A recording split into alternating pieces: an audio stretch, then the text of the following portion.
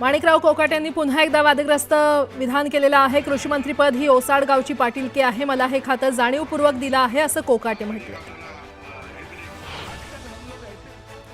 हिंदी आता मुंबईची बोलीभाषा झाली आहे, हिंदी ही आमची लाडकी बहीण आहे असं वक्तव्य राज्य परिवहन मंत्री प्रताप सरनाईक यांनी केलंय। सरनाईकांनी केलेल्या वक्तव्यामुळे नव्या राजकारणात नव्या वादाला तोंड फुटण्याची शक्यता आहे। हिंदी भाषेवरील वक्तव्यावरून उबाठाचे खासदार संजय राऊत यांनी प्रताप सरनाईकांवर हल्लाबोल केला, ही त्यांची मुख्य भूमिका आहे का असा सवाल खासदार संजय राऊत यांनी उपस्थित केला। बहुचर्चित ठाणे एलिव्हेटेड रोड आणि टनल प्रोजेक्टला पुन्हा एकदा ब्रेक लागलाय। या प्रकल्पाचं कंत्राट रद्द करण्याचा आदेश सुप्रीम कोर्टानं दिलाय। सार्वजनिक हिताचं कारण देत दोन्ही महत्त्वाकांक्षी प्रकल्पांच्या निविदा रद्द करण्याचा आदेश सुप्रीम कोर्टानं दिलाय। स्थानिक स्वराज्य संस्थांच्या निवडणुकीच्या पार्श्वभूमीवर ठाकरे बंधू एकत्र येण्याच्या चर्चांना पुन्हा उधाण आलंय। ठाकरेंची शिवसेना आणि मनसे युतीची सुरुवात डोंबिवलीतून होणार असल्याची माहिती सूत्रांनी दिली आहे।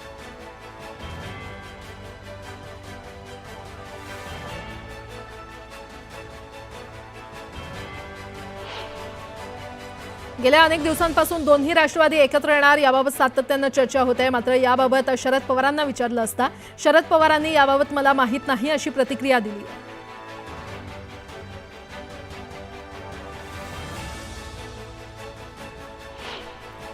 सरकारच दिवाळखोर आहे, या सरकारकडे पैसा नाही, पैसा वाचवण्यासाठी सरकारचे सर्व उद्योग सुरू आहेत अशी टीका लाडकी बहीण योजनेवरून एकनाथ खडसे यांनी केली। पाटण तालुक्यातील राष्ट्रीय काँग्रेसचे नेते काँग्रेसचे प्रांतिक प्रतिनिधी हिंदूराव पाटील भाजपमध्ये प्रवेश करणार आहेत। हिंदूराव पाटील यांनी मुंबईमध्ये भाजप कार्याध्यक्ष रवींद्र चव्हाण यांची भेट घेतली असून भाजप पक्ष प्रवेशाबाबत चर्चा झाल्याची माहिती आहे।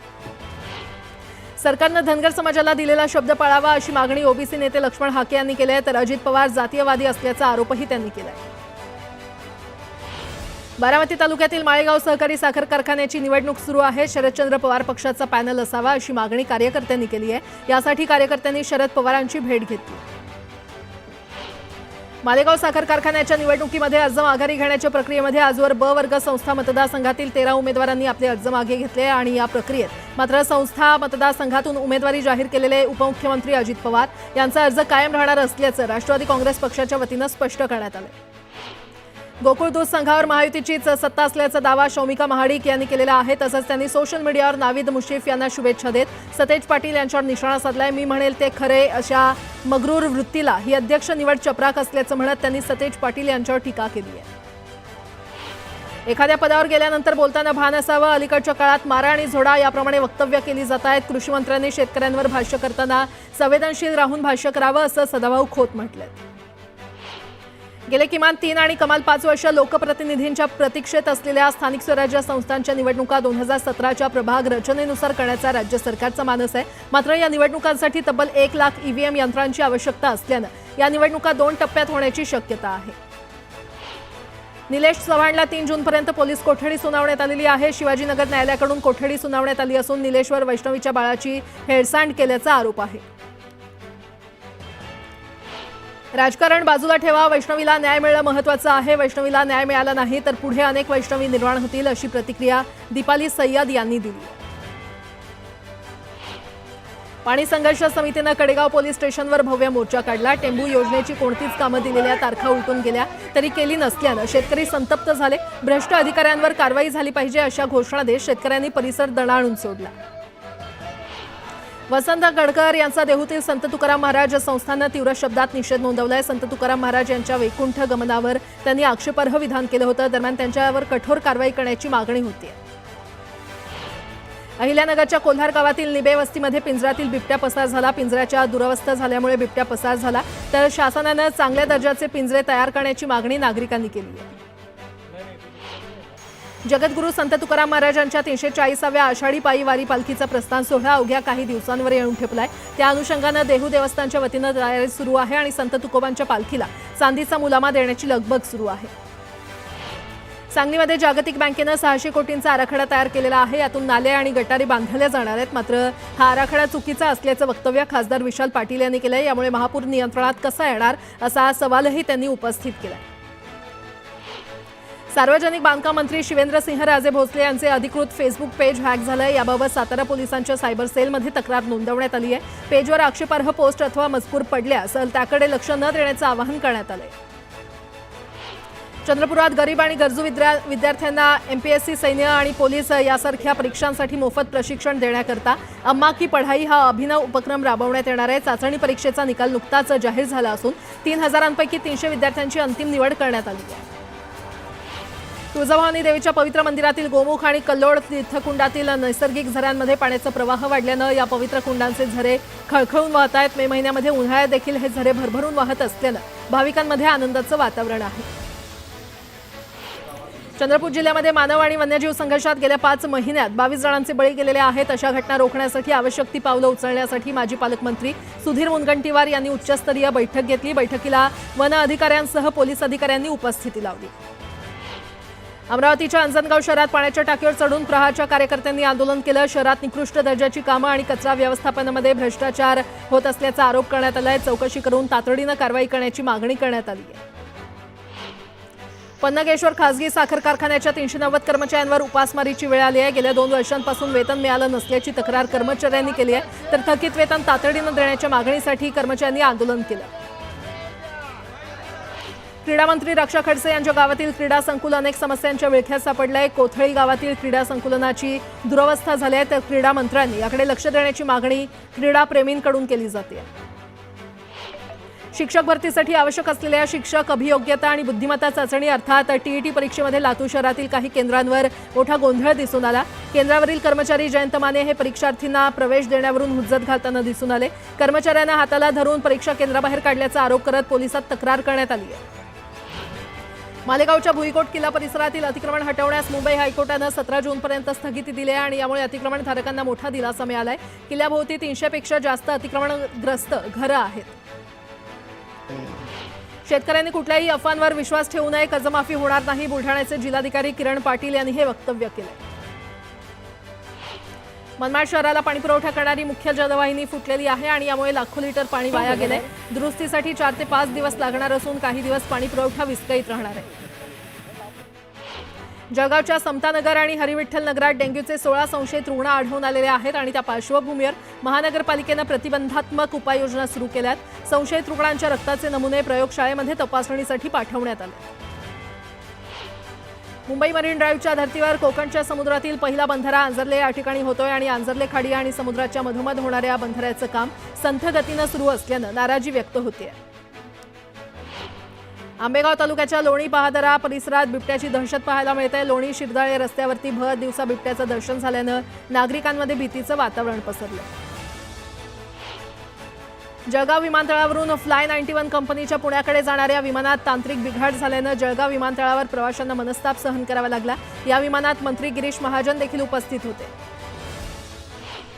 कुडाळमध्ये तहसीलदार प्रशासनाच्या वतीनं नैसर्गिक आपत्तीच्या पार्श्वभूमीवर घेण्यात आलेल्या रंगीत तालीमध्ये कुडाळ महामार्ग विभागाचे अधिकारी नापास झालेले आहेत। महामार्गावर आपत्ती घडल्याचं कळवल्यानंतर सुद्धा त्या ठिकाणी संबंधित विभागाचा कोणताही अधिकारी किंवा कर्मचारी दाखल झाला नाही। पुण्यश्लोक अहिल्यादेवी होळकर सोलापूर विद्यापीठाच्या नवीन जागेमध्ये प्रशासकीय इमारत परीक्षा भवन बांधलं जात आहे आणि या इमारतीसमोर शिवलिंग हाती घेतलेल्या राजमाता अहिल्यादेवींचं 21 फुटी स्मारक उभारण्यात आलंय। या स्मारकासाठी राज्य सरकारनं 14 कोटींचा निधी दिला असून ऑगस्टमध्ये या स्मारकाचं लोकार्पण होणार आहे। राज्य सरकारच्या सूचनेनुसार 31 मे पूर्वी सिंहगडावरील अतिक्रमण हटवण्याची कारवाई गुरुवारपासून सुरू होती। शुक्रवारी देखील दिवसभर कारवाई सुरूच होती। कारवाई पूर्ण झालेली नसल्यामुळे आणखी 3 दिवस म्हणजे 1 जूनपर्यंत गड पर्यटकांसाठी बंद असेल। अकोल्यातील मूर्तिजापूर तालुक्यातील सोनोरी ते मूर्तिजापूर सर्व्हिस रोडवर 16 लाख रुपयांचे 9 क्विंटल प्रतिबंधित कपाशी बियाणे पोलिसांनी पकडलेत। पोलिसांनी ही माहिती कृषी विभागाला दिल्यानंतर कृषी अधिकाऱ्यांनी या प्रकरणी पोलिसात तक्रार दाखल केली आहे। साईबाबा संस्थांच्या लेखा विभागातील एका कर्मचाऱ्यानं दानाचे लाखो रुपये चोरी केल्याचं समोर आलंय। चोरी प्रकरणी गुन्हा दाखल करण्यात आलाय। बाळासाहेब नारायण गोंदकर असं या कर्मचाऱ्याचं नाव आहे।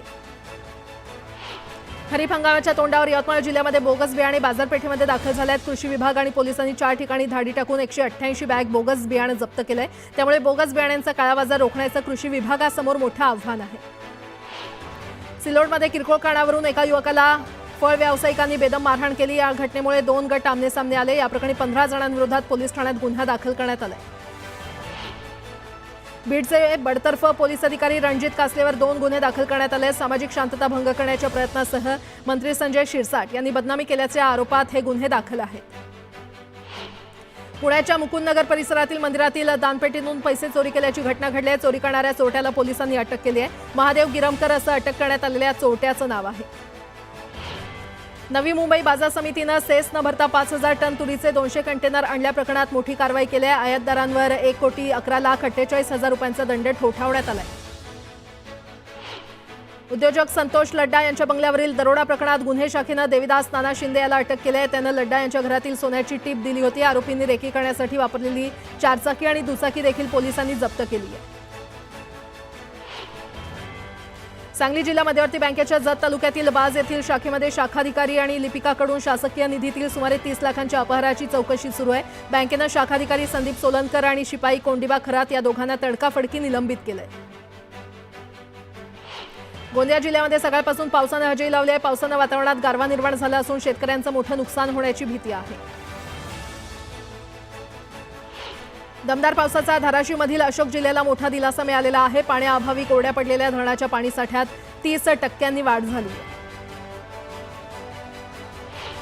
गेल्या 2 दिवसांपासून मोसमी वारे एकाच जागेवर रेंगाळलेले आहेत. पुढील काही दिवस संपूर्ण राज्यात पावसाचा जोर कमी राहणार आहे, तर काही भागात हलक्या ते मध्यम सरी बरसतील. मात्र मुसळधार पावसाची शक्यता नसल्याचं हवामान खात्यानं स्पष्ट केलं.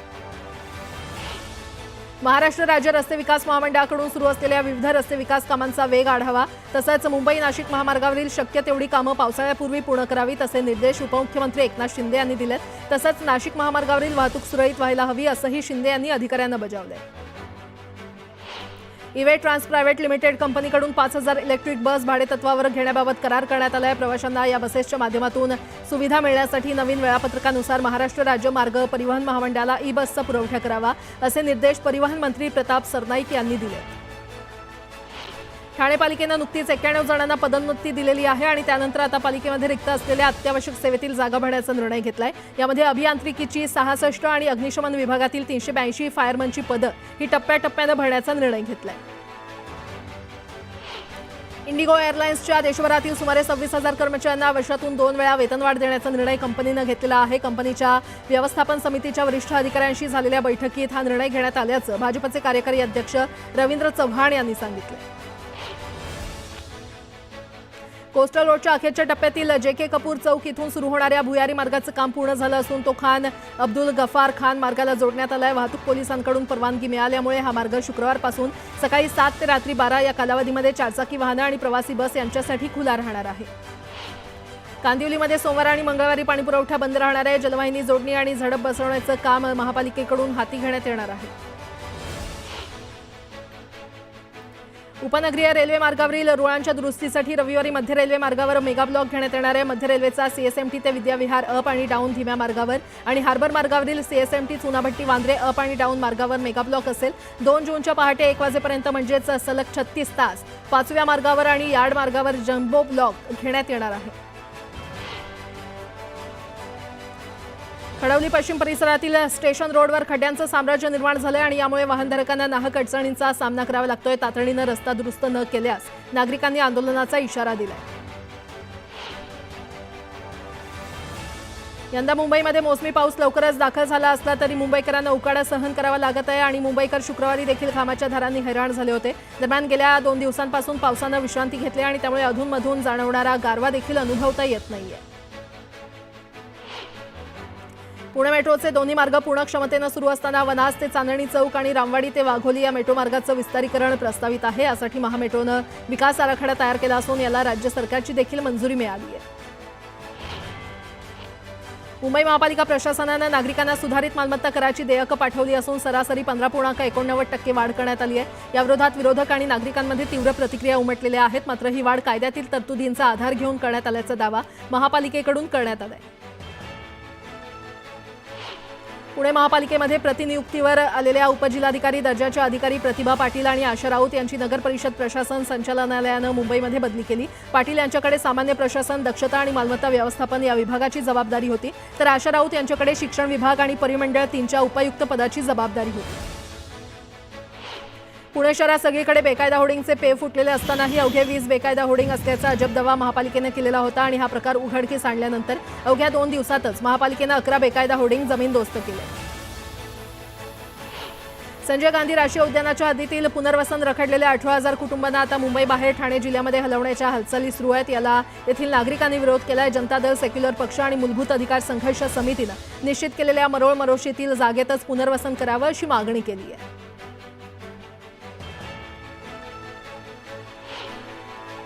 म्हाडाच्या जमिनीवरील बेकायदेशीर होर्डिंग प्राधिकरणाच्या रडारवर आलेले आहेत. म्हाडाकडून लवकरच संबंधित जाहिरात एजन्सीला अभय योजनेअंतर्गत होर्डिंग नियमित करून घेण्यासाठी नोटिसा धाडल्या जाणार आहेत. दिलेल्या मुदतीमध्ये जाहिरात एजन्सीनं थकीत पैसे आणि दंडाची रक्कम भरून होर्डिंग नियमित न केल्यास बेकायदेशीर होर्डिंगवर हातोडा पडणार आहे.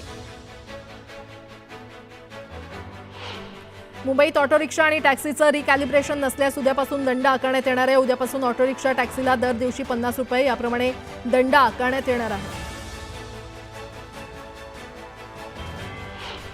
मीरा भाईंदर कायमुख, उन्नत आणि भुयारी मार्ग प्रकल्पासाठी काढलेल्या 2 निविदा रद्द करण्याची नामुष्की मुंबई महानगर प्रदेश विकास प्राधिकरणावर ओढवली आहे.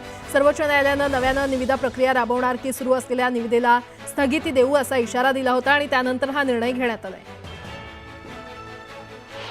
राज्यातील वाहनांचं प्रदूषण कमी करण्यासह प्रवासी तसंच वाहनांच्या सुरक्षिततेत वाढ करण्यासाठी राज्य शासनानं आपल्या विविध विभागांच्या मालकीची 21,425 वाहनं भंगारात काढली आहेत. यातील 12,823 वाहनं 1 एप्रिल 2024 ते 21 एप्रिल 2025 या काळामध्ये भंगारामध्ये काढली आहेत.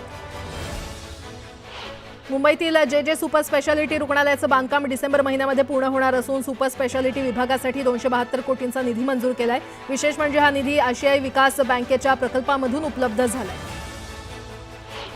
मुंबईत सोमवारी झालेल्या पहिल्याच पावसात नालेसफाईचे महापालिकेचे दावे वाहून गेलेत. नालेसफाईची कामं पूर्ण करण्यासाठी शनिवार 31 मे रोजी डेडलाईन असतानाही आतापर्यंत मोठ्या नाल्यांची 91% तर छोट्या नाल्यांची 64%च सफाई झाली आहे. देशाचा परकीय चलन साठा 23 मे रोजी संपलेल्या आठवड्यामध्ये 6.99 अब्ज डॉलरनं वाढून 692.72 अब्ज डॉलरवर पोहोचल्याची माहिती रिझर्व्ह बँकेनं दिलेली आहे. 16 मे रोजी संपलेल्या आठवड्यात एकूण परकीय चलन साठा 4.89 अब्ज डॉलरनं घटून 685.73 अब्ज डॉलर झाला होता. 7 वर्षात भारताचा आर्थिक विकास मंदावल्याचं समोर आलंय. जानेवारी ते मार्च या तिमाहीमध्ये देशाचा आर्थिक विकास दर हा 7.4% मंदावलाय आणि त्यामुळे 2024-25 मध्ये देशाचा विकास दर हा 6.5% खाली आलाय. गेल्या 4 वर्षांचा विचार केल्यास हा निच्चांकी दर आहे.